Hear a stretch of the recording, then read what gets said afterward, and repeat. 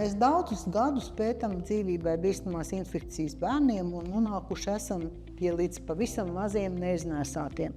Un tā lielākā problēma ir asins paraugu paņemšana, jo bērns ir mazs, tā ir invazīva, smaga procedūra ikvienam, bet mazam bērnam vēl jau vairāk. Un mūsu ideja bija, un tā tika attīstīta un turpina attīstīties, ka varbūt daudzas lietas mēs varam noskaidrot, izmeklējot dažādas vielas urīna paraugos. Urīna savākšana nav tik vienkārša, bet tā ir neinvazīva, tā ir bērnam draudzīga, un ja mēs domājam par bērnu labākām interesēm, tas ir ceļš, kur mums jādodās. Mēs iepriekšējos pētījumos esam nonākuši pie rezultātiem, kas parāda, ka tik tiešām pastāv atšķirības starp urīna marķieriem slimos bērnos un veselos bērnos. Un šobrīd tas tests ir tāds pietiekoši sarežģīts un laikietilpīgs. Tad šī projekta mērķis ir padarīt daudz vienkāršāku un daudz pielietojamāku ārstiem.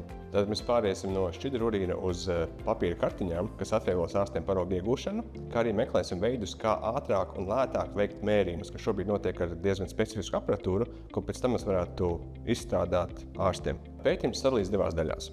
Ir kliniskā daļa, kur mēs šobrīd iegūstam jaunus paraugus, lai validētu jau iepriekš iegūtos rezultātus, un otrā daļa ir tehniskā daļa, kur mēs izstrādājam metodi vai ierīci, lai varētu šos biomarķierus nomērīt.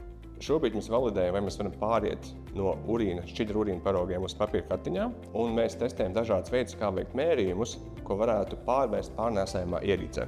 Projekta ilgtermiņa mērķis ir izstrādāt ierīci, kas būtu ērta un pārvietojama, ko varētu novietot blakus pacientam un veikt neinvazīvi mērījumus, lai iegūtu informāciju par kritiskajiem veselības rādītājiem. Projekta ietvaros ir plānots strādāt ar maziem pacientiem un viņu vecākiem, iegūt urīna paraugus un analizēt bioķīmiskos marķierus. Tas ir pazīmes, kas liecina par sepses klātbūtni.